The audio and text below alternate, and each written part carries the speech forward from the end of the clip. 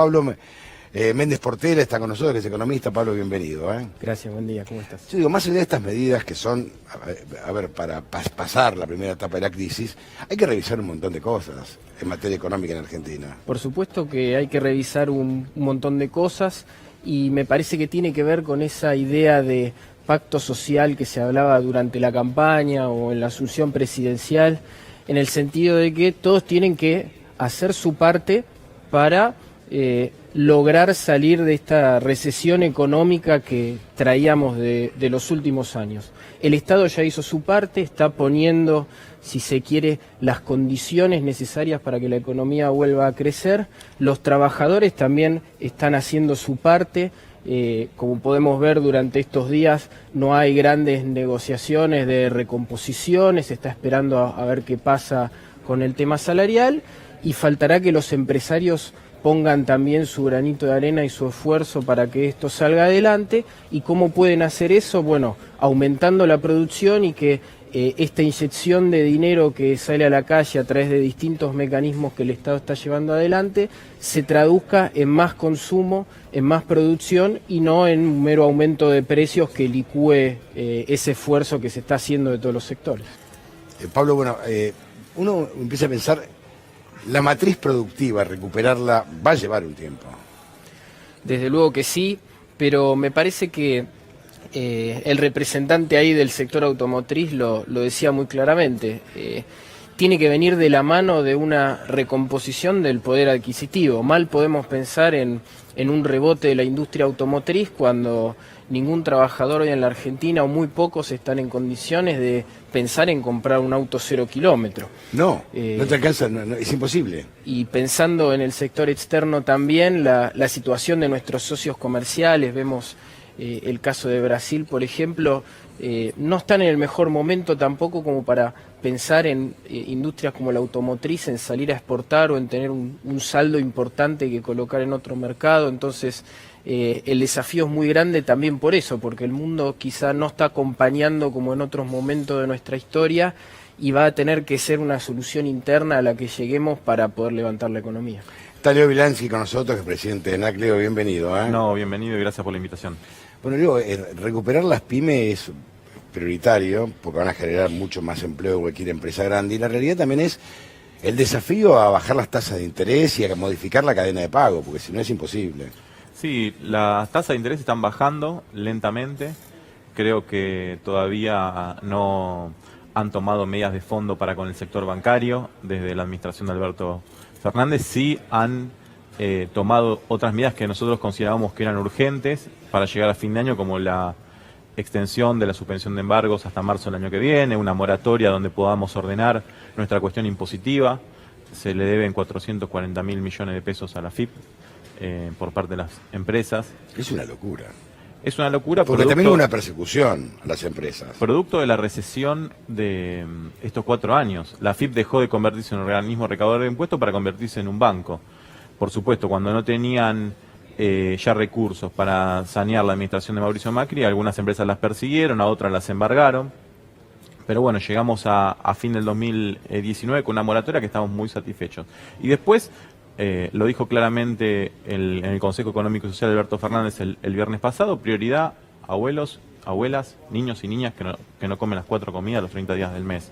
Así que están inyectando recursos por ese decil, la tarjeta alimentaria, congelando el precio de los combustibles, congelando el precio de las tarifas energéticas, o sea, tratando con shocks de recuperar la demanda del sector que menos tiene demanda, que después termina indirectamente también en la pequeña y mediana empresa. Hay que hacer una salvedad, y te cierro lo de las tasas. Los bancos no estarían siendo solidarios. No puede ser que le hayan descontado a los abuelos de sus haberes, del bono, las deudas que tenían. Es que nunca lo fueron.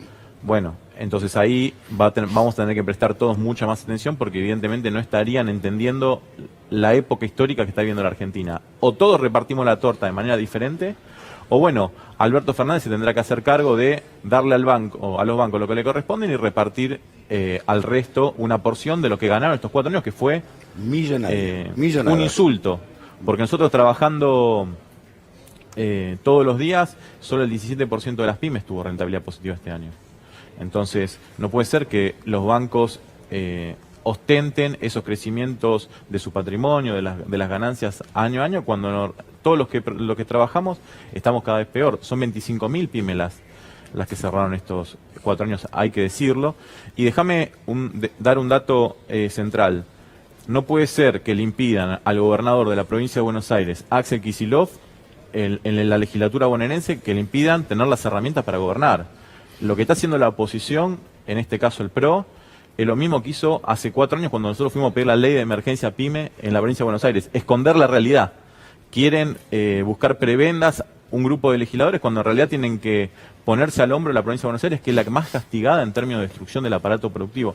El 50% del Producto Bruto Industrial es de la provincia de Buenos Aires. Es el motor industrial de la Argentina. Si no lo ponemos de pie rápidamente, y para eso necesitas herramientas, vamos a estar en problemas porque necesitamos aumentar el vector exportador, necesitamos crear 300.000 puestos de trabajo el año que viene.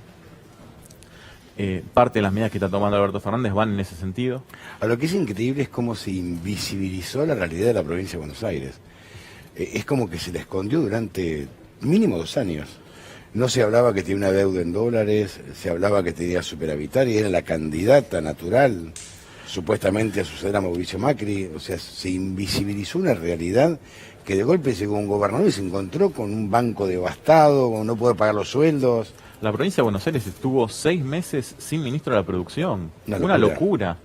Sin el hombre que debería incentivar a las empresas a tomar trabajo, a crear riqueza, a pagar los impuestos. Bueno, ni siquiera lo designó Vidal. Bueno, se fue, escapó Vidal, y la verdad que los muchachos que dejó no estarían entendiendo que tienen que colaborar para que las mejores leyes pueda tener el gobernador para gobernar, como lo mismo pidió Alberto Fernández. La emergencia se sale en el marco de la democracia. Acá no se trata de imponer. El consenso lo está llevando adelante el gobierno. Ahora, necesitamos que los bancos y la oposición, son los 2 actores que más distante del consenso y del diálogo están, entiendan que tienen que conciliar en estos meses que vienen, porque si no, lo que van a hacer, van a poner palos en la rueda a una administración que tuvo el respaldo absoluto de la sociedad. Pero por una etapa de ámbito financiero, hoy la nota que esta mañana habló Alberto Fernández, cuando dice: a los empresarios tampoco se los puede llevar a los latigazos. Ahora, ahí está. Responsabilidad de los empresarios, no es posible que haya que llevarlos a los latigazos. Bueno, en el viernes, cuando se firmó el compromiso de la Argentina para el desarrollo y la solidaridad, ninguno de los empresarios que estaba ahí firmó en contra de su voluntad. De hecho, había incluso 2 entidades del campo, sectores... Pero son los primeros que se dan vuelta después, ¿eh? No, está bien, pero ahí firmaron y nadie los obligó. Hubo una voluntad de esto que yo te decía. Primero, rescatar de la recesión a abuelos, a chicos, a niñas. Sí, sí, sí. Dar de comer y después, en el marco del Consejo Económico y Social, ver la agenda empresaria, que no es prioritaria. Es la realidad. Para la situación de pobreza y de indigencia que está viendo la Argentina, la situación nuestra no es prioritaria. Ahora, tenemos que ir preparándonos para cuando llegue el momento de tomar decisiones ahí, ya tener los consensos adecuados. No podemos ponernos a discutir en 6 meses cuáles son las medidas. Ya, este tiempo hay que aprovecharlo positivamente. Creo que Alberto no está forzando nada. Se vio el viernes claramente con el apoyo de los sindicatos, todos, del 95% del sector empresarial, excepto los bancos, como te decía yo recién, y por supuesto de las pymes, nosotros que estamos apoyando un gobierno que entendemos que está tratando de reactivar el mercado interno. La tasa de interés va a bajar, le va a costar, pero también es lógico que esté atado a la renegociación de la deuda, ¿no? ¿Qué expectativa tenés de inflación para el 2020-2021? Bueno, qué pregunta, ¿no? En primer lugar, creo que tenemos que ponderar que traemos una inflación inercial, ¿sí? Y que lamentablemente, debido a las políticas que tuvimos en el último tiempo, viene a un nivel mucho mayor que la que traíamos históricamente en los últimos quizá 10, 15 años, del orden del 2% mensual. Ya venimos hablando hace muchísimos meses de inflación del orden del 3% mensual o incluso más en momentos en que hubo incertidumbre macroeconómica o financiera, y me parece que para este año, si sale todo bien, y recalco el tema de la renegociación de la deuda que mencionaba Leo, me parece que esa va a ser la clave para evitar tener ruidos a nivel macroeconómico, a nivel financiero por el sector externo, Y si es que eso sale bien y que sale exitosamente una renegociación de la deuda voluntaria con los acreedores, sobre todo con los que tenemos los vencimientos más inmediatos, sí podemos estar hablando de quizá volver a un nivel de inflación de 2% mensual como era el que traíamos hasta 2016, 2017 con excepciones. Claro, lo que pasa es que cuando los escucho a ustedes, ¿no? Y uno empieza a ver la realidad argentina, era impensado imaginarse que el gobierno que asuma con un cambio de paradigma tenga que ocuparse de darle medicamentos a los jubilados y de comer a los pibes. En la provincia de Buenos Aires 63% de los chicos son pobres. Pero es impensado, es un disparate.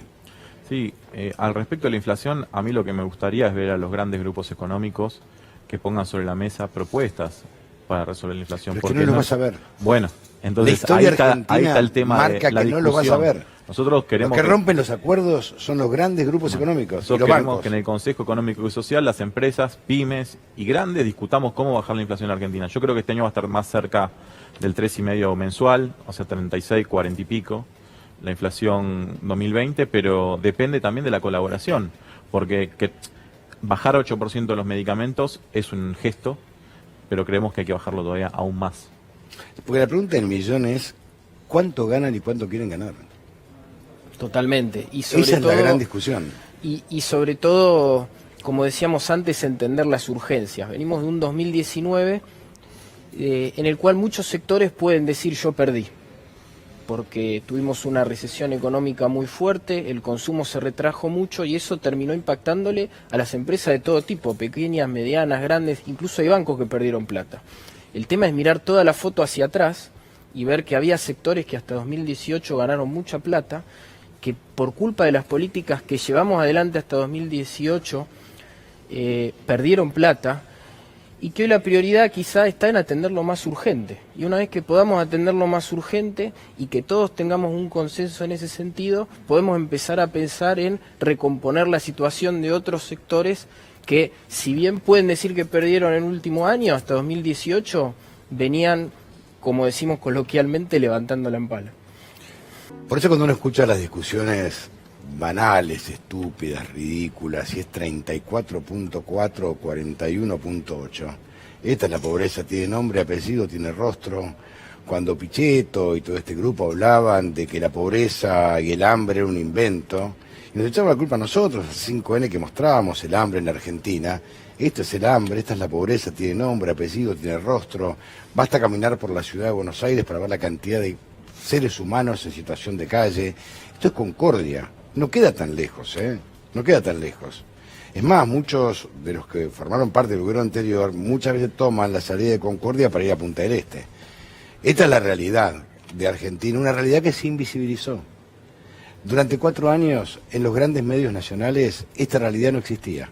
Cuando uno la mostraba y mostraba a un jubilado comiendo de la basura, se pensaban que era un invento. Es más, un colega publicó en un diario en La Nación la dignidad del jubilado que buscaba comida en la basura. Indigno el que lo escribe, no del jubilado que busca comida en la basura. Cuando nosotros contábamos el precio de los medicamentos y que los jubilados dejaban de medicarse o le preguntaban al farmacéutico cuál me conviene para no morirme, no era un invento nuestro, no era un invento, era la realidad.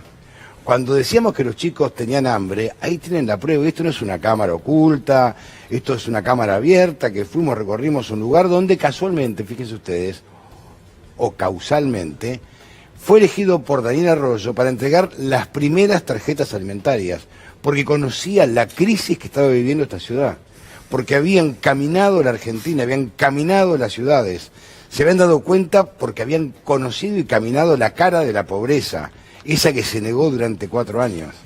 Por acá negaron la pobreza, la negaron. Es más, dijeron que el hambre era un invento. Esto es lo loco, esto es lo que no se comprende. Y cuando uno empieza a caminar y empieza a recorrer el conurbano, no hay que irse muy lejos, la ciudad de Buenos Aires, se van a dar cuenta lo que es el hambre. Cuando los funcionarios anteriores, muchos de ellos, en su vida sintieron hambre. En su vida. Jamás. Jamás. Una mujer llegó a decir, yo una vez toqué un pobre. Una vez toqué un pobre. Jamás recorrieron, nunca miraron a su alrededor, no olían, no percibían, no escuchaban el reclamo de pymes, automotrices, grandes empresas, de jubilados, de pobres, de los docentes, que decían los docentes, pedimos que adelanten el desayuno porque los chicos llegan a la escuela y no pueden estudiar porque les duele la cabeza del hambre que tienen. Y en algunos puntos se adelantó el desayuno a las 7:30 de la mañana para que los chicos puedan estudiar. Estas son las medidas urgentes que lamentablemente el país, que en un momento nos dijeron que producía alimentos para 400 millones de habitantes, y nosotros habitamos tan solo el 10% de esos alimentos que producimos, hay más de 10 millones que tienen hambre. Y el Estado argentino negó el hambre de 10 millones de conciudadanos. Por eso cuando empiecen a desconfiar siempre del político que habla de gente, aquel que es incapaz de mencionar la palabra trabajador, conciudadano, pueblo o argentino, lejos está de la política.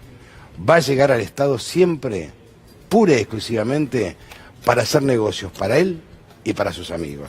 Cuando uno ve estas realidades es cuando uno empieza realmente a indignarse, ¿no? Es tremendo. Sí, como te decía yo, la prioridad es esta. Fue oculta bajo la alfombra durante muchos años. 4 años. No es ajena a los grandes empresarios, ¿eh?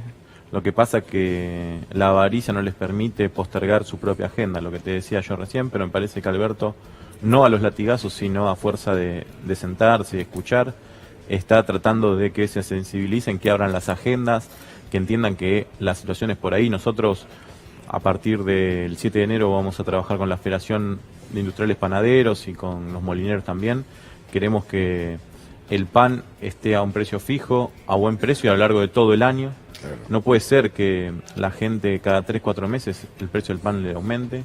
Y me parece que es una iniciativa que deberían todas las cadenas de valor copiarla, tanto la leche como, por ejemplo, la carne. El pan, la Si carne. queremos realmente resolver la inflación, hay que tomar medidas de fondo, relegar tal vez un poquito de rentabilidad, pero sí estar convencido de que mientras más consumo haya a mediados del año, a nosotros también nos va a ir mejor.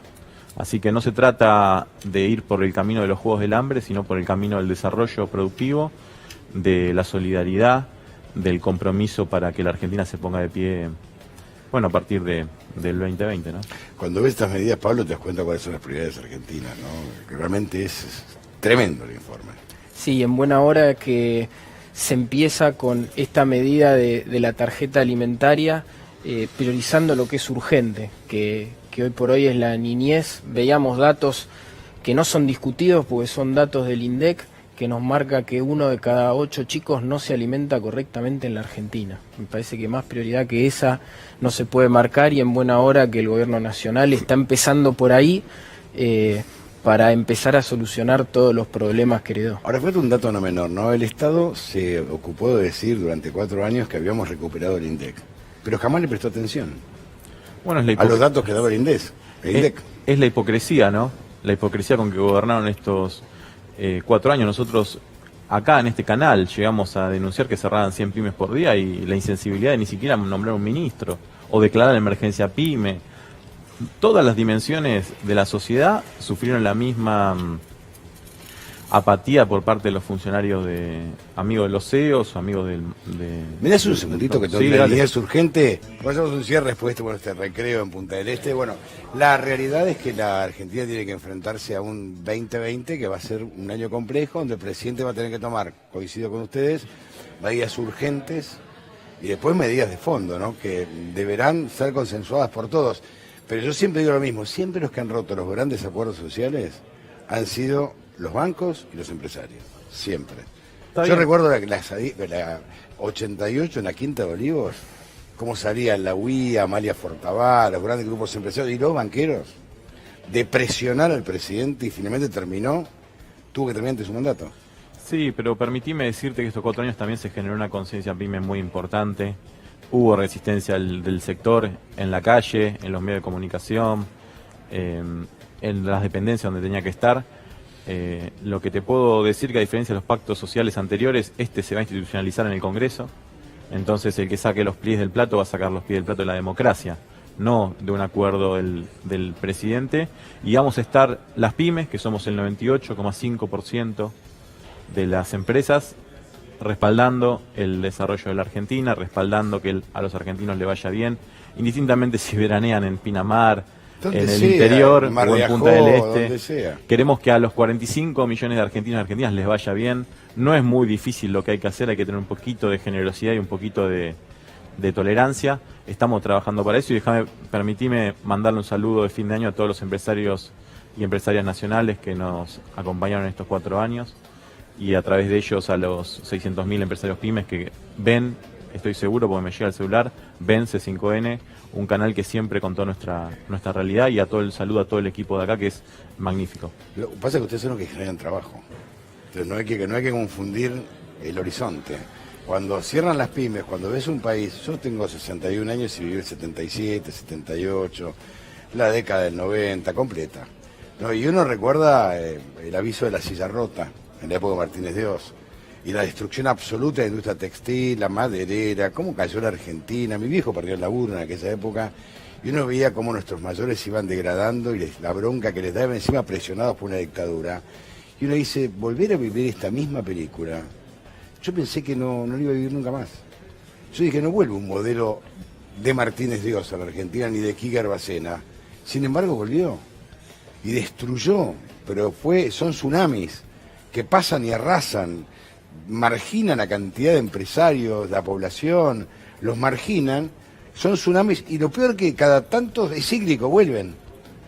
Esto es terrible. Sí, me parece que coincido con tu apreciación. Lamentablemente no esperábamos tener otro ciclo de neoliberalismo en la Argentina. Por suerte ya pasó y creo que es la oportunidad para brindar por eso de que estamos cerrando este año. Y me quedo con lo que decía Leo de que hay una amplia conciencia.